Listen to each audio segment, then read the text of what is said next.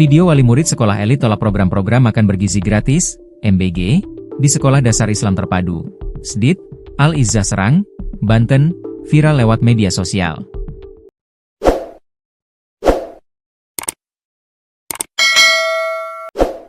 MBG merupakan program unggulan pemerintahan Prabowo Subianto Gibran Rakabuming Raka yang sudah dilaksanakan sejak 6 Januari 2025 lalu. Program MBG bertujuan meningkatkan status gizi peserta didik, ibu hamil, ibu menyusui, dan anak balita melalui penyediaan makanan bergizi sesuai standar angka kecukupan gizi, AKG, harian. Namun, MBG akhir-akhir ini disorot karena kasus keracunan yang terjadi di sejumlah daerah. Sementara dalam video viral, wali murid menyampaikan keberatan adanya program MBG di sekolah anaknya. Hal tersebut ia sampaikan saat mengikuti audiensi bersama Wali Kota Serang, Budi Rustandi. Wali murid mengaku, program MBG di SDIT Al-Izzah Serang berjalan tanpa persetujuan pihak yayasan. Surat angket persetujuan baru diterima setelah menu MBG dibagikan ke para siswa. Angket itu disebar sebelum program dilaksanakan, bukan setelah berjalan. Setelah berjalan kita diminta menyetujui, kayak mulut udah dijejelin, ayo telen kamu, katanya, dikutip dari video viral.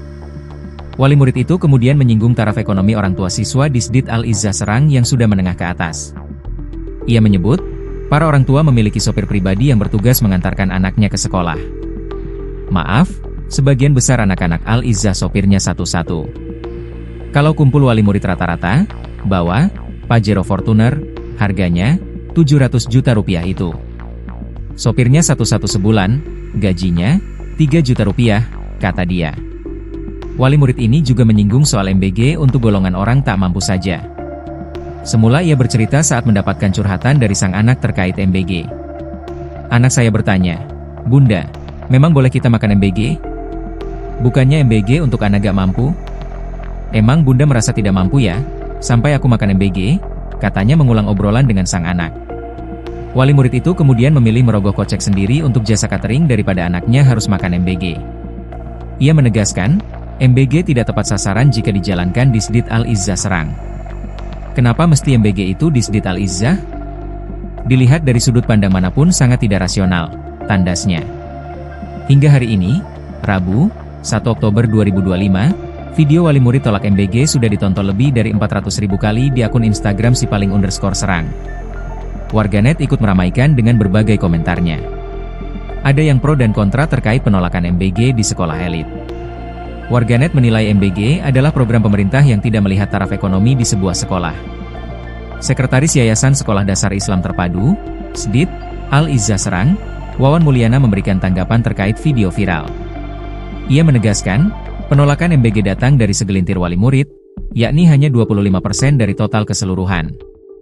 Sementara 75% wali murid setuju dengan adanya program ini.